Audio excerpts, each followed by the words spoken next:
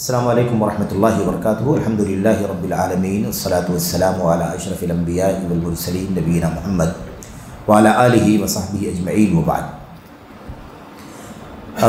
جدید مناہج کی حقیقت کے سلسلے کے اس درس میں جو موضوع ہمارے یہاں اس وقت زیر بحث ہے وہ یہ ہے کہ کیا بدعتیوں کی تردید میں اچھائیوں اور برائیوں کا یا اچھائیوں اور بدعتوں کا موازنہ کرنا چاہیے یا نہیں کرنا چاہیے، اس سلسلے میں سلف کا طریقہ کیا ہے۔ اس حوالے سے کچھ باتیں اس سے پہلے حلقے میں گزر گئیں۔ اب اس وقت ہمارے سامنے یہ ہے کہ شیخ صالح فوزان حافظ اللہ نے یہ جواب میں یہ بات کہی ہے کہ ائمہ سلف رحمۃ اللہ علیہم اجمعین جہمیہ، معتزلہ اور دیگر گمراہ فرقوں کی تردید کرتے ہیں اور ان کی اچھائیاں ذکر نہیں کرتے ہیں، ان کی کسی خوبی کا ذکر نہیں کرتے ہیں۔ یہ بھی دلیل ہے کہ بھئی جہمیہ فرقہ گمراہ فرقہ ہے، بدعتی فرقہ ہے، اللہ کے اسماء اور اللہ کی صفات کا انکار کرنے والا فرقہ ہے، تو ان کی بدعتوں کو تو ہمارے ائمہ بیان کرتے ہیں لیکن ان کی اچھائیوں کا، خوبیوں کا ذکر نہیں کرتے ہیں۔ یہ بھی ایک دلیل ہے۔ اب یہاں پر یہ جہمیہ کون ہے، اس بارے میں کچھ باتیں لکھی ہوئی ہیں، آئیے ہم لوگ اسے پڑھ لیں۔ ایسے تو اللہ تبارک و تعالیٰ کے اسماء اور صفات سے متعلق بہت ساری باتیں ہیں، بہت لمبی لمبی کتابیں ہیں اور بہت اہم چیزیں ہیں کہ ایک بندہ اللہ تبارک و تعالیٰ کو کیسے پہچانے، اللہ کے ناموں کے بارے میں کیا عقیدہ رکھے، اللہ کی صفات کے بارے میں کیا عقیدہ رکھے، ناموں اور صفات میں گمراہیاں کہاں سے پیدا ہوتی ہیں اور کتنے فرقے اللہ کے اسماء اور صفات کے معاملے میں گمراہ ہو گئے، وہ فرقے کون کون سے ہیں، ان کا کیا کیا عقیدہ ہے، یہ سب اسماء و صفات کا ایک لمبا موضوع ہے، اسے بھی جاننے کی ضرورت ہے۔ انشاءاللہ تبارک و تعالیٰ وہ کسی اور موقع پر وہ ساری چیزیں کی جائیں گی۔ چونکہ یہاں پر ایک نام جہمیہ کا آ گیا ہے، یہ ایک فرقہ ہے جو اللہ کے اسماء و صفات میں گمراہ فرقہ ہے، بدعتی فرقہ ہے۔ تو اس کا سرسری تعارف کہ یہ کون ہے یہ فرقہ، اس کا یہاں پر تذکرہ کیا گیا ہے۔ اس مجلس میں انشاءاللہ تبارک و تعالیٰ جہمیہ کے بارے میں یہ باتیں ہوں گی کہ جہمیہ کا کیا تعارف ہے۔ کہتے ہیں کہ حاشیہ نمبر 1 دیکھیے، صفحہ نمبر 155 پہ، جہمیہ یہ اسماء و صفات الہی کے منکرین کا معروف بدعتی فرقہ ہے۔ اللہ کے اسماء یعنی اللہ کے نام، اللہ کی صفات کے منکرین، انکار کرنے والوں کا ایک فرقہ ہے جو بدعتی ہے۔ اب اللہ تعالیٰ کا نام ہے نا، اللہ رحمان، رحیم، غفور، غفار وغیرہ، اب اللہ تعالیٰ کے ناموں کو نہیں ماننا، انکار کرنا، رد کر دینا۔ اب اس کی بھی کئی شکلیں ہیں، انکار کرنے کا کئی طریقہ لوگوں کے یہاں پایا جاتا ہے۔ کچھ لوگ اللہ تعالیٰ کے سارے ناموں کا، سارے صفات کا انکار کر دیتے ہیں۔ کچھ لوگ اللہ تعالیٰ کے نام کے الفاظ کو تو مانتے ہیں، معانی کو نہیں مانتے ہیں۔ کچھ لوگ کچھ ناموں کو مانتے ہیں، کچھ صفات کو مانتے ہیں جو ان کی سمجھ میں آتا ہے، بقیہ ساری صفات کا انکار کر دیتے ہیں۔ یہ کئی انداز سے صفات الہی کا، اسماء الہی کا انکار لوگوں کے ہاں پایا جاتا ہے۔ یہ انکار کرنے والے بدعت کی راہ پر چلنے والے لوگ ہیں۔ تو جہمیہ یہ اسماء و صفات الہی کے منکرین کا معروف بدعتی فرقہ ہے۔ اسلامی تاریخ میں سب سے پہلے جس نے یہ بات کہی کہ اللہ تعالی حقیقت میں عرش پر نہیں ہے، کتنی بڑی بات ہے یہ، اللہ تعالیٰ عرش پر ہے کہ نہیں ہے؟ اللہ تعالیٰ عرش پر ہے۔ ایک نہیں 7 آیتیں اللہ تبارک و تعالیٰ نے ارشاد فرمائی صاف لفظوں میں، اور ایسے تو قرآن کریم کی دلیلیں کہ اللہ تبارک و تعالیٰ بلندی پر ہے، بہت ساری دلیلیں ہیں، حدیثوں میں بہت ساری دلیلیں، لیکن صاف لفظوں میں قرآن کریم کے اندر 7 آیتیں ہیں جس میں یہ بیان کیا گیا ہے کہ اللہ تعالیٰ عرش پر مستوی ہے، اللہ تعالیٰ عرش پر بلند ہے۔ اب یہ فرقہ کہتا ہے، اور سب سے پہلے یہ بات اس نے کہی ہے، اسی جہمیہ فرقہ نے، کہ اللہ تعالیٰ حقیقت میں عرش پر نہیں ہے۔ اور قرآن کریم کی آیت ثم استوى علی العرش، ابھی آیت کہاں، آیت کا کیا کریں گے، آیت تو سامنے ہے، اس کا کوئی جواب دینا پڑے گا، تو جواب کیا دیا، اللہ تعالیٰ عرش پر بلند ہوا۔ اب اتنا صاف ہے، اگر اس کو مانا جائے تو کوئی اشکال نہیں، لیکن اگر آدمی نہیں مانتا ہے تو اس کی تعویل کرنی پڑے گی، اس کے الفاظ کو گھمانا پڑے گا، اس کے معنی کو گھمانا پڑے گا، اس میں تحریف اس کو کہا جاتا ہے نا، یعنی اس کو اصل معنی سے ہٹا دینا۔ اصل مقصود سے اس کو ہٹا دینا یا الفاظ ہی بدل دینا، ان لوگوں نے یہی کام کیا۔ اس کو تو نہیں مانا کہ اللہ تعالیٰ عرش پر بلند ہے۔ اب استوا کے معنی بلند کے ہوتے ہیں، بلند ہونا، ارتفع، اعلیٰ، بلندی میں جانا، اونچائی پر ہونا، یہ معنی ہے اس کا۔ اس کو نہیں مانا، تو ان لوگوں نے استوا کا معنی استولا کر دیا۔ استوا کا معنی کیا کر دیا؟ استولا۔ الرحمن علی العرش استوا یعنی استولا، الرحمن علی العرش استولا۔ استولا کے معنی کیا ہوتے ہیں؟ استولا کا مطلب ہوتا ہے غالب ہوا، غالب ہوا، یعنی اس کا مطلب پہلے نہیں تھا، کسی اور کا تھا عرش۔ استغفر اللہ، اللہ تبارک و تعالیٰ عرش پر غالب ہوا، یہ مطلب بنتا ہے۔ آپ بتائیے کتنا خطرناک نظریہ ہے۔ تو اب یہ سب سے پہلا فرقہ ہے جس نے اللہ کے عرش پر مستوی ہونے کا انکار کر دیا، اور حقیقت میں اللہ تبارک و تعالیٰ عرش پر مستوی نہیں ہے۔ استوا کا لفظ جو قرآن میں آیا ہے، مانتے ہیں کہ یہ لفظ آیا ہے، لیکن استوا کا لفظ استوا کے معنی میں نہیں ہے بلکہ استولا کے معنی میں ہے۔ استولا کے معنی یعنی قابض ہوا، اللہ تعالیٰ عرش پر کیا ہوا؟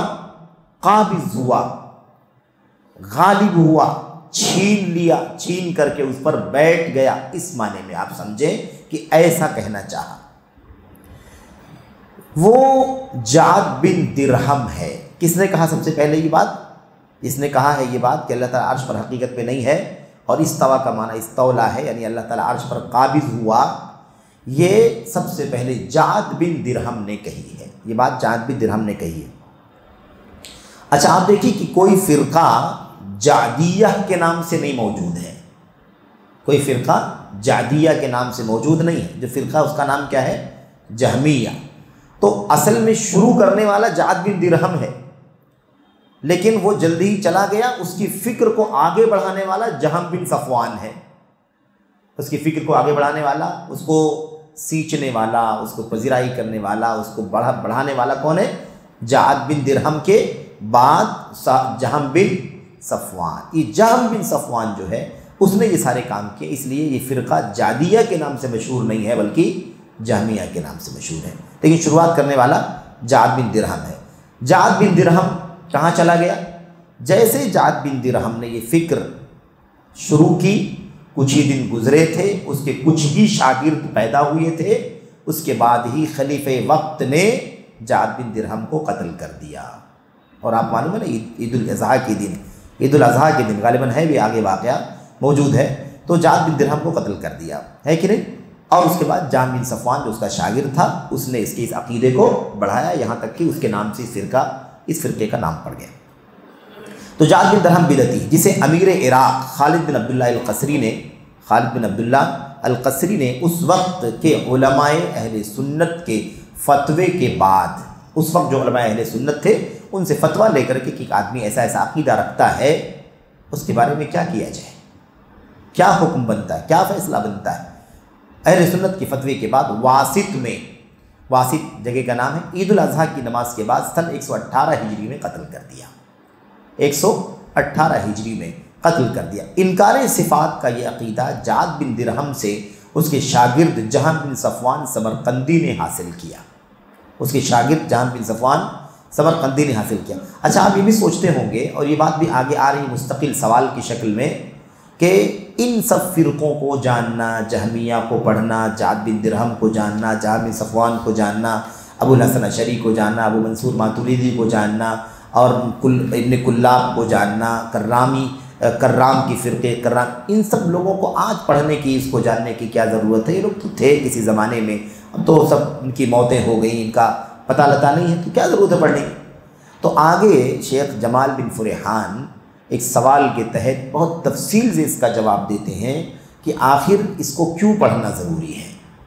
وہ کہتے ہیں، بتلاتے اس کا خلاصہ یہ ہے، وہ کہتے ہیں کہ یہ نام صرف ختم ہو گئے ہیں، فرقوں کے نام آج موجود نہیں، یعنی اس نام سے فرقے آج موجود نہیں ہیں، یا ان ناموں والے جو لوگ تھے وہ بھی دنیا سے جا چکے ہیں، لیکن ان فرقوں میں جو گمراہیاں تھیں وہ گمراہیاں آج دوسرے ناموں سے موجود ہیں، اس لیے ان کو جاننا ضروری ہے۔ اور کسی بھی چیز کو جاننے سے پہلے اس کی تاریخ کو جاننا، اس کی اصل کو جاننا، اس کے منشا جہاں سے نکلا ہے وہ، اس کو جاننا ضروری ہے، تب آدمی کو پتہ چلتا ہے کہ اس بدعت کی شروعات کہاں سے ہوئی ہے۔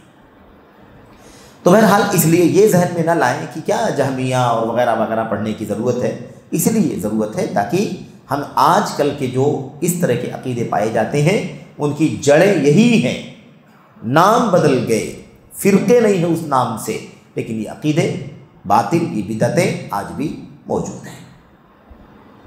انکار صفات اچھا کہاں گیا؟ سمرقندی نے حاصل کیا اور خراسان وغیرہ میں اس عقیدے کو خوب پھیلایا، کچھ لوگ اس کے پیروکار ہو گئے۔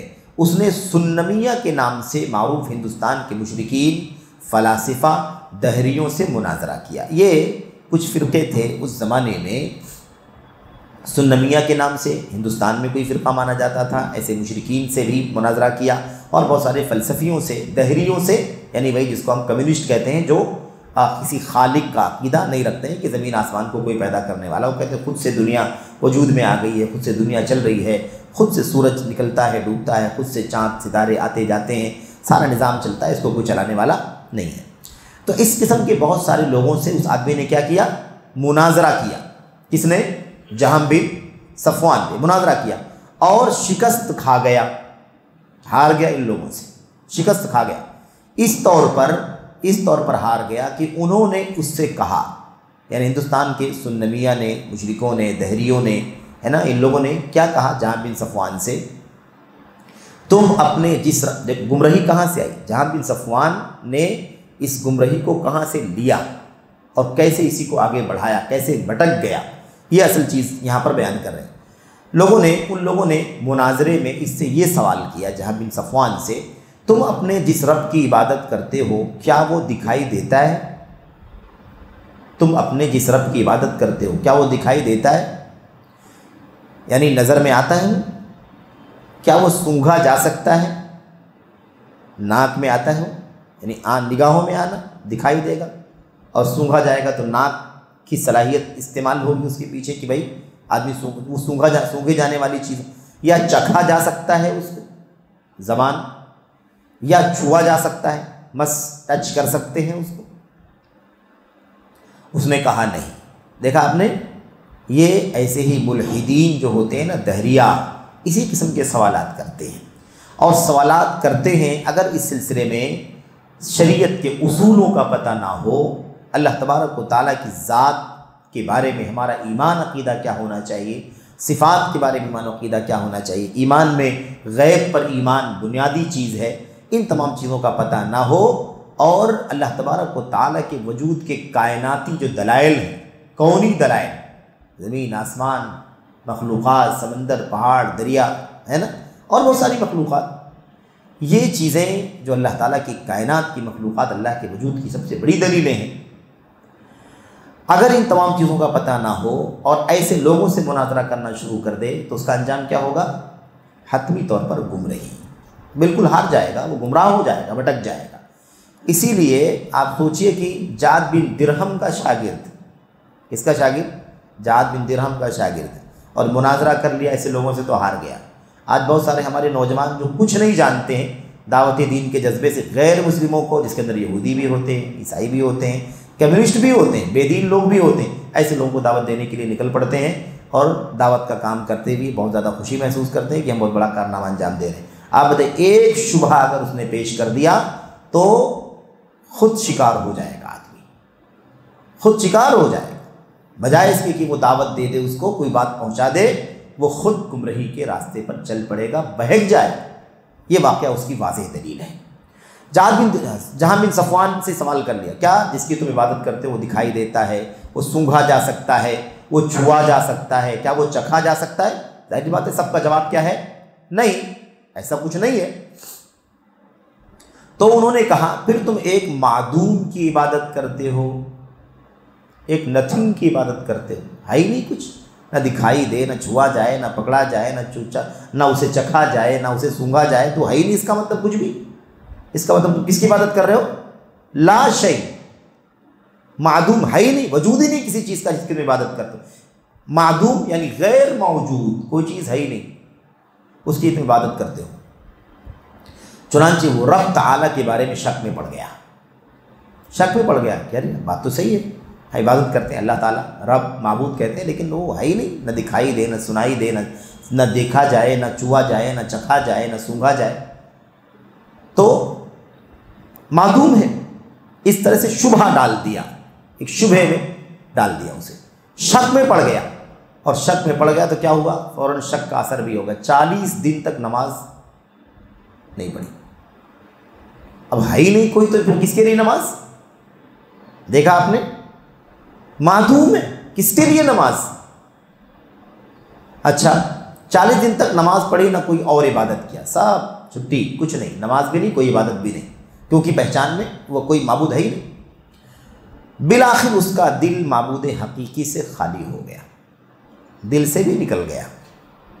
اب مسئلہ ایمان کا ہے، ایمان کا ہے۔ ایمان کسے کہتے ہیں؟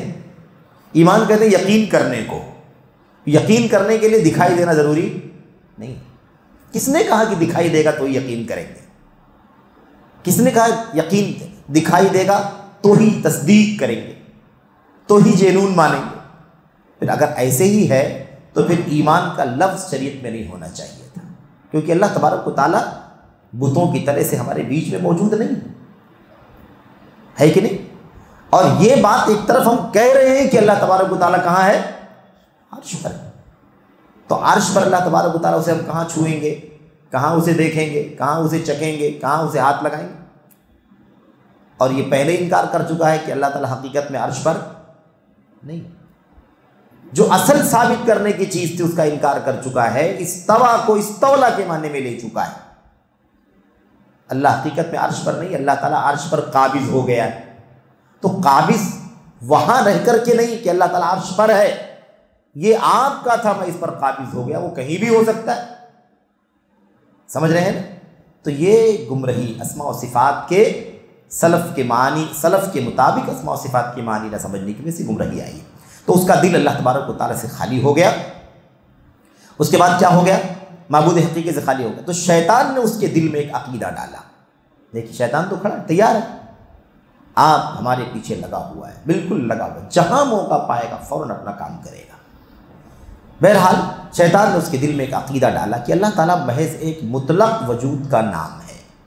مطلق وجود یعنی ایک آزاد وجود ہے، دل کے اندر شیطان نے ڈالا۔ ایسے تو ان کی باتوں سے سمجھ میں آیا کہ عدم ہے، وجود ہے ہی نہیں، لیکن شیطان نے کہا، جی وسوسہ ڈالا، شبہ ڈالا کہ نہیں، اللہ تبارک و تعالیٰ کا وجود ہے، لیکن ایک جنرل وجود ہے کہیں کوئی، لیکن وہ کون ہے، کہاں ہے، کیا صفات ہیں، کیا خوبیاں ہیں، کیا نام ہے، کیا قدرت ہے، اس بارے میں گمراہ کیا۔ مطلق وجود کا نام ہے، اس لیے اس نے مطلق وجود تسلیم کر لیا، یعنی ایسے دل میں جب بات ڈال دیا تو مان لیا کہ ہاں ہے، اللہ تبارک و تعالیٰ کہیں نہ کہیں ایک عام وجود ہے، اور تمام اسماء و صفات کا انکار کر دیا۔ مطلق وجود کا مطلب ہی یہی ہے کہ کوئی چیز ہے، کہیں موجود ہے، لیکن اس کے نام کیا کیا ہے، ان کی صفات کیا کیا ہے، اس کی خوبیاں کیا کیا ہے، اس کی طاقت کیا کیا ہے، اس کی عظمت کیا کیا ہے، ان سب سے خالی ایک جنرل کوئی چیز موجود ہے، بس خوبیاں ہوں، صفات ہوں، نام ہو، عظمت ہو، طاقت ہو، اس کا کچھ بھی عقیدہ نہیں۔ یہ جہم بن صفوان ہے، ایک شبہ اس کے دل میں آیا۔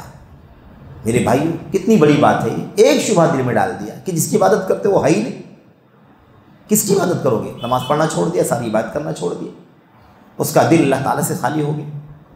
آپ بتائیے ایسے لوگ دین کے داعی، ایسے لوگ علم بردار، ایسے لوگ دنیا کو دین کا گیان دینے والے، ان لوگوں کا حال یہ ہو گیا۔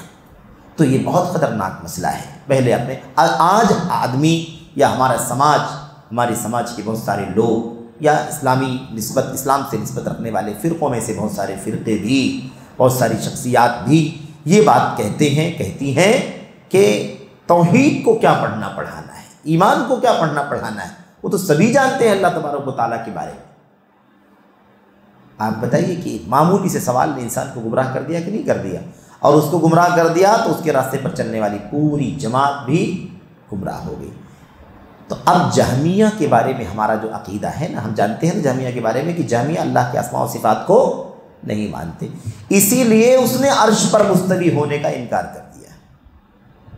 کیونکہ اللہ تعالیٰ کی صفت ہے کہ اللہ تعالیٰ بلندی میں ہے، وہ مانتے ہیں صفات سے خالی مانتے ہیں، اسما سے خالی، ایک مطلق وجود ہے، کوئی چیز موجود لیکن اس کی صفات ہوں، اس کی خوبیاں، اس کی عظمتیں ہوں، تو جب وہ مطلق وجود مانتے ہیں، کوئی صفت نہیں مانتے، کوئی نام نہیں مانتے، اس لیے انہوں نے سارے اللہ کے اسما کا بھی انکار کر دیا اور اللہ تعالیٰ کی ساری صفات کا بھی انکار کر دیا۔ یہ ان کا عقیدہ ہے۔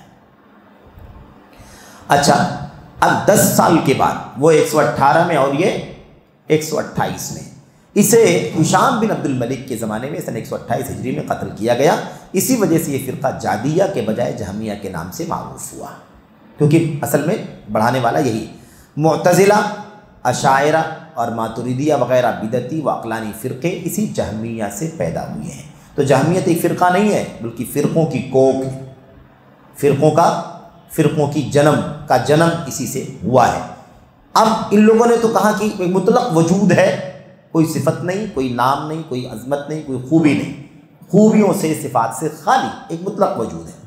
لیکن اس کے بعد اور جو فرقے ان کے راستے پر چلے، ان لوگوں نے اپنی عقلوں کا استعمال کیا، اپنی عقلوں کے گھوڑے دوڑائے، تو کسی کے سمجھ میں کچھ آیا، کسی کے سمجھ میں کچھ آیا، اور اپنے اپنے حساب سے لوگوں نے اللہ تعالیٰ کے ناموں کا کچھ کا انکار کر دیا، کچھ کو مان لیا، الفاظ کو مانا، معانی کا انکار کر دیا، کسی نے چند صفات کو، چند ناموں کو تسلیم کر لیا، بقیہ ناموں کا انکار کر دیا، کیونکہ ان کی عقل میں وہ باتیں نہیں آ رہی تھیں۔ اچھا، معتزلہ کے بارے میں بھی، اشاعرہ کے بارے میں بھی، ماتریدیہ کے بارے میں بھی ہم لوگوں نے پڑھا ہے اس سے پہلے کہ یہ فرقے کون ہیں، ان کی کہانی کیا ہے، کون بانی ہے، کہاں سے شروع ہوئے، اور ان کے عقیدے وغیرہ کیا ہیں، اس لیے اس کا تذکرہ یہاں پر نہیں ہے۔ اچھا، یہ ساری باتیں جو آپ کے سامنے آئی ہیں، یہ سب ان کتابوں کے حوالے سے آئی ہیں، یہ جو حوالے کتابوں کے لکھے ہوئے ہیں، ان کتابوں سے لی گئی ہیں باتیں۔ جہم بن صفوان سمرقندی ایک بدعتی گمراہ شخص ہے، یعنی یہ تو فرقے کے بارے میں بات ہوئی نا، اب جہم بن صفوان شخصیت کے بارے میں کہ یہ کون ہے۔ یہ امام ذہبی رحمۃ اللہ علیہ اس شخص کے بارے میں فرماتے ہیں، جہم بن صفوان ابو محرز سمرقندی الضال المبتدع راس الجہمیہ، یہ عربی میں، خیر شیخ امام کیا نام ہے، ذہبی، شمس الدین ذہبی رحمۃ اللہ علیہ نے اپنی کتاب کے اندر یہ بات لکھی ہے۔ ترجمہ کیا ہے اس کا؟ جہم بن صفوان ابو محرز سمرقندی گمراہ بدعتی جہمیہ فرقے کا سردار ہے، گمراہ ہے، بدعتی ہے اور جہمیہ فرقے کا سردار ہے۔ صغار تابعین کے دور میں ہلاک ہوا، تابعین کا دور، لیکن تابعین کے دور میں جو چھوٹے تابعین تھے، یعنی بالکل لاسٹ والے، ان کے دور میں اسے قتل کیا گیا۔ میں نہیں جانتا کہ اس نے کوئی روایت کیا ہے، البتہ بہت بڑے شر و فساد کی بیج بویا ہے۔ دیکھا آپ نے، یہ طریقہ تھا سلف کا۔ امام ذہبی رحمۃ اللہ علیہ کیا کہتے ہیں، مجھے یہ تو نہیں معلوم ہے کہ اس نے کوئی چیز روایت کی ہو، یعنی تابعین میں سے ہے نا، صغار تابعین میں سے، تو صحابہ سے کوئی چیز روایت بھی تو کرنا چاہیے اسے۔ کہتے ہیں مجھے نہیں معلوم کہ کوئی چیز روایت بھی کیا ہے اس نے، لیکن اس کی زندگی بتلاتی ہے کہ بہت بڑی فتنے کا بیج بو کر کے گیا ہے، یعنی اللہ تعالیٰ کے اسماء و صفات کے انکار کی جڑ ہے یہ آدمی، اسی سے سارے فرقے وجود میں آئے۔ آپ دیکھیے، اس کا جو اصل بانی تھا 118 میں قتل کر دیا گیا، اور یہ بھی 128 میں قتل کر دیا گیا، لیکن انکار صفات کا مسئلہ آج تک موجود ہے کہ نہیں موجود ہے؟ ابھی ہم لوگ تفہیم القرآن پڑھ رہے تھے کہ نہیں پڑھ رہے تھے؟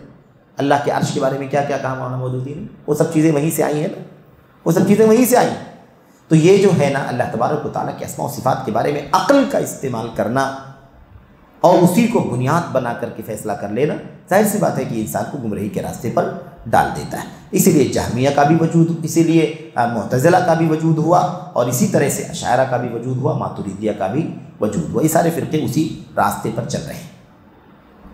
جہمیہ کی چند نمایاں بدعات یہ ہیں، اس فرقے کے بارے میں چند باتیں وضاحت کے ساتھ۔ نمبر 1، اللہ تعالیٰ کی تمام اسماء و صفات کا انکار، استغفر اللہ۔ اچھا، اب آپ بتائیے کہ یہ عقیدہ کہاں سے لیا؟ یہ عقیدہ ہندوستان کے سنمیہ سے، دہریوں سے، مشرکین سے لیا۔ مناظرہ کیا، ہار گئے، یہ جیت گئے، یہی عقیدہ ان کے ہاں گیا، شبہ ڈال دیا۔ تو اب اسی لیے معدوم کی عبادت کرتے ہو۔ کس کی عبادت کرتے ہو؟ معدوم کی۔ ایک مطلق وجود ہے، معدوم ہے، لیکن شیطان نے کیا سمجھایا کہ ایک مطلق وجود ہے، بغیر صفات کے، بغیر خوبیوں کے، بغیر قدرت کے، بغیر نام کے۔ اس لیے سارے ناموں کا، ساری صفات کا انکار۔ اللہ تعالیٰ کی کتنی صفات ہیں آپ بتائیے، کتنے نام اللہ تبارک، ان سب کا انکار، یہ ان کا عقیدہ ہے۔ نمبر 2، قرآن کریم مخلوق ہے، اللہ کا کلام نہیں ہے۔ استغفر اللہ، قرآن کریم اللہ کا کلام نہیں ہے، مخلوق ہے، یہ کہا جہمیہ کا عقیدہ یہ ہے۔ نمبر 3، ایمان، عمل ایمان میں داخل نہیں ہے، ایمان میں عمل داخل نہیں ہے۔ لا الہ الا اللہ محمد الرسول اللہ کلمہ پڑھ لو، عمل کرنے کی ضرورت نہیں ہے، یا عمل کبھی کیا کبھی نہیں کیا کوئی فرق نہیں پڑے گا۔ اصل میں یہ مستقل عقیدہ تو مرجیہ کا ہے، مستقل طور پر یہ عقیدہ مرجیہ کا ہے۔ مرجیہ کے معنی ہوتے ہیں دور کرنے والا، دیر کرنے والا یا دوری پیدا کرنے والا۔ تو چونکہ یہ لوگ عمل کو ایمان سے دور کر دیتے ہیں، عمل کو ایمان سے دور کر دیتے ہیں کہ عمل کی ضرورت ایمان میں نہیں۔ کہتے ہیں کہ ایک آدمی کا کلمہ توحید کا، ایمان کا اگر درست ہے تو پھر عمل کرے نہ کرے، اچھا کرے برا کرے، کوئی فرق نہیں پڑے گا۔ دلیل کیا ہے؟ دلیل الٹا کر کے ہے۔ کہتے ہیں اگر ایک آدمی ساری نیکیاں کرتا رہے، اس کا ایمان صحیح نہ ہو تو وہ عمل قبول ہوگا؟ نہیں ہوگا۔ تو کہتے ہیں ایمان کے بگڑنے کے ساتھ، عقیدے کے فساد کے ساتھ ساری نیکیاں بیکار ہو جاتی ہیں، کوئی کام نہیں آتی ہیں۔ تو اگر ایمان صحیح ہو تو کوئی گناہ نقصان نہیں پہنچائے گا۔ یہ ان کی دلیل ہے، یہ ان کی دلیل، اور دونوں بنیاد غلط ہے، بات بھی غلط، دلیل بھی غلط۔ ایمان کے اندر عمل شامل ہے، ایمان کے اندر عمل شامل ہے، ایمان کے ساتھ ساتھ عمل ہے، اور ایمان کے اندر عمل ہے۔ باب، امام بخاری نے باب قائم کیا اس بات کا بیان کہ نماز ایمان کا حصہ ہے، اس بات کا بیان کہ روزہ ایمان میں، اس بات کا بیان کہ زکوٰۃ ایمان میں، اس بات کا بیان کہ جہاد ایمان، یہ سارے اعمال ایمان کے اندر ہے کہ نہیں؟ ایمان، ایمان کے اندر ہے۔ اور ایسے بھی ایمان کے ساتھ عمل ضروری ہے نجات کے لیے۔ الذین آمنوا وعملوا الصالحات ان الذین قالوا ربنا اللہ ان الذین آمنوا وعملوا الصالحات کانت لهم جنات الفردوس نزولا، جو لوگ ایمان لائے اور نیک عمل کیا ان کے لیے جنت الفردوس ہے، اس کے بغیر نجات ممکن نہیں ہے۔ تو قرآن کریم مخلوق ہے، اللہ کا کلام نہیں ہے، عمل ایمان میں داخل نہیں ہے، یہ بھی ان کا عقیدہ ہے، لہٰذا یہ مرجیہ بھی ہے، یعنی مرجیہ کا عقیدہ بھی ان کے اندر پایا جاتا ہے، ورنہ مستقل ایک فرقہ ہے مرجیہ جو عمل کو ایمان سے دور کر دیتا ہے۔ نمبر 4، بندے کا اپنا کوئی ارادہ اور اختیار نہیں ہے، بلکہ وہ اپنے کاموں پر مجبور ہے۔ یہ ان کا عقیدہ ہے۔ کیسی بات ہے؟ بالکل مجبور نہیں ہے۔ اذان ہوتی ہے، اب ہمیں اختیار ہے کہ نہیں اختیار ہے؟ چاہے تو مسجد جائیں، چاہے تو گھر میں چلے جائیں سو جائیں، چاہے تو اپنے کاروبار میں چلے جائیں، چاہے تو کوئی اور کام کرنے چلے جائیں۔ کون روک رہا ہے؟ کون مجبور کر رہا ہے کہ مسجد میں نہ ہو؟ زناکاری بدکاری کے بھی اڈے ہیں، وہاں بھی جا سکتے ہیں، دین کے وجہ سے وہاں بھی جا سکتے ہیں۔ ہمیں اپنا اختیار ہے کہ ہم وہاں جائیں یا وہاں جائیں۔ اللہ تعالیٰ نے قرآن اتار کر کے نبی کو بھیج کر کے بتلا دیا ہے کہ یہ اچھائیاں ہیں، یہ برائیاں، اما شاکرا و اما کفورا، چاہے نیک بن جائے چاہے بد بن جائے، شکر گزار بن جائے نہ شکرہ بن جائے۔ تو اللہ تبارک و تعالیٰ نے راستے کھول دیے ہیں۔ انا وہدیناہ النجدین، اللہ نے فرمایا ہم نے اسے دونوں راستے دکھا دیے، اچھائی کا راستہ برائی کا راستہ۔ اسے اللہ تبارک و تعالیٰ نے ہمیں اعضاء اور جوارح عطا فرمائے، ہمیں اللہ نے دل دیا، دماغ دیا ہے نا، عقل دی اللہ تبارک و تعالیٰ نے ہمیں، اللہ تبارک و تعالیٰ نے ہاتھ پیر، سننے کے لیے کان، دیکھنے کے لیے آنکھیں، زبان، ساری صلاحیتیں دی ہیں۔ ہم دنیا کی اپنی ساری مصلحتوں کو سمجھتے ہیں کہ اچھائی یہ ہے برائی یہ ہے، اور اس کے مطابق اچھائیوں کو لیتے ہیں برائیوں کو چھوڑ دیتے ہیں، تو ہم کیسے مجبور کہہ سکتے ہیں اپنے آپ کو؟ یہ مجبور نہیں ہے، اس اعتبار سے یہ بات کہنا صحیح نہیں ہے۔ جہمیہ کی تکفیر، جہمیہ کون ہیں؟ یہ کافر ہیں کہ نہیں کافر ہیں؟ یہ بھی ایک مسئلہ ہے نا، اس پر بھی جھگڑا ہو جاتا ہے کبھی کہ ان فرقوں کے بارے میں کیا عقیدہ رکھا جائے۔ دیکھیے، جہمیہ کو علماء امت کی ایک بڑی تعداد نے کافر اور بے دین قرار دیا ہے، جن میں عبداللہ بن مبارک، سلام بن ابو المطیع، ابراہیم بن طہمان، عبدالوہاب الوراق، یزید بن ہارون، خارجہ بن مصعب، عبدالحمید الحمانی، احمد بن ابراہیم دورقی، قتیبہ بن سعید، عبدالرحمن بن مہدی، عبدالرحمن بن ابراہیم بن ابو نعیم، احمد بن عبداللہ بن یونس، خارجہ بن مصعب اور امام بخاری رحمۃ اللہ علیہ مجمعین۔ یہ علماء ہیں جنہوں نے جہمیہ فرقے کو کافر قرار دیا ہے، جہمیہ فرقے کو کافر قرار دیا۔ گویا کہ اللہ تبارک و تعالیٰ کا انکار لازم آتا ہے نا، اللہ کے سارے ناموں کا انکار، اللہ کے سارے صفات کا انکار یہ ہے۔ حتیٰ کہ نیچے دیکھیے، حتیٰ کہ امام احمد بن حنبل، امام ابن القیم رحمۃ اللہ علیہ نے قصیدہ نونیہ، ایک قصیدہ ہے نون پر ختم ہوتا ہے، رحمانی سلمانی ایسے پورا نون پر ختم ہوتا ہے، لکھا ہے کہ جہمیہ کو 500 علماء کرام نے کافر قرار دیا ہے۔ انہوں نے اپنی کتاب کے اندر لکھا ہے کہ جہمیہ کو 500 علماء کرام نے کافر قرار دیا ہے، اور اس کا حوالہ بھی آپ کے سامنے ہے۔ آخری بات صفحہ نمبر 158 پر جہمیہ کی بدعات اور ان کی شبہات اور تلبیس کاریوں کی تردید میں ائمہ سلف کی چند اہم اور بنیادی کتابیں ہیں۔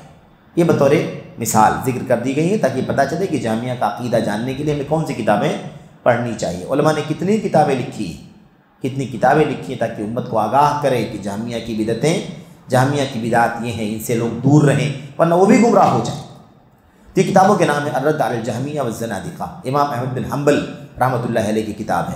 الاختلاف فی اللفظ والرد علی الجہمیہ والمشبہہ، یہ عبداللہ بن مسلم بن قتیبہ دینوری کی کتاب ہے۔ ایسے الرد علی الجہمیہ عثمان بن سعید الدارمی کی کتاب ہے۔ ایسے ہی الرد علی الجہمیہ کے نام سے ابن مندہ کی کتاب ہے۔ ایسے بیان و تلبیس الجہمیہ فی تأسیس بدعہم الکلامیہ، امام ابن تیمیہ رحمۃ اللہ علیہ کی کتاب ہے۔ ایسے ہی الصواعق المرسلہ فی الرد علی الجہمیہ والمعطلہ، امام ابن قیم رحمۃ اللہ علیہ کی کتاب ہے۔ تو یہ کتابیں بھی چند ہیں جس سے معلوم پڑتا ہے کہ علماء امت نے جہمیہ کی بدعات کو دنیا کے سامنے واضح کرنے کے لیے بہت ساری کتابیں لکھی ہیں اور دلائل پیش کیے ہیں کہ یہ بدعتی فرقہ ہے، اور 500 علماء کرام نے تو ان کو دین اسلام سے خارج قرار دیا ہے۔ تو گویا کہ ان کی بدعت فسق والی بدعت نہیں ہے بلکہ کفر والی بدعت ہے۔ تب تو 500 علماء میرے بھائیوں، تو 500 علماء کا مطلب یہ ہے کہ اب تو یہ متواتر کے درجے سے بہت آگے جا چکا ہے، اکا دکا بات نہیں ہے بلکہ 500 علماء، اور تقریباً 10 علماء کے نام تو ہم لوگوں نے پہلے بھی پڑھا ہے جنہوں نے میرے بھائیوں یا اس فرقے کو کافر قرار دیا ہے۔ تو یہ میرے بھائیوں آج کا یہ سیشن جو تھا وہ اس حوالے سے تھا۔ یہ دوسرا سیشن آگے انشاءاللہ تبارک و تعالیٰ مزید وہ ساری باتیں آنے والی ہیں جس میں اہل بدعت کے ساتھ رویہ سلف کا کیا ہے اور ان کی بدعتوں کو بیان کرنے کے ساتھ کیا موازنے کا طریقہ ہونا چاہیے یا نہیں ہونا چاہیے، مزید باتیں اس حوالے سے آئیں گی۔ اللہ سے دعا ہے کہ اللہ تعالیٰ ہم اور آپ کو منہج سلف سمجھنے کی، اہل بدعت کے ساتھ امت کے سلف کا موقف کیا رہا ہے، اس کے شواہد، اس کے دلائل اور اس کے حوالوں کو جاننے کی، اور اس کے مطابق اللہ تبارک و تعالیٰ ہمیں عمل کرنے کی توفیق عطا فرمائے۔ آمین رب العالمین، وصلی اللہ وسلم وبارک علی نبینا محمد وعلی آلہ وصحبہ اجمعین۔ السلام علیکم ورحمۃ اللہ وبرکاتہ۔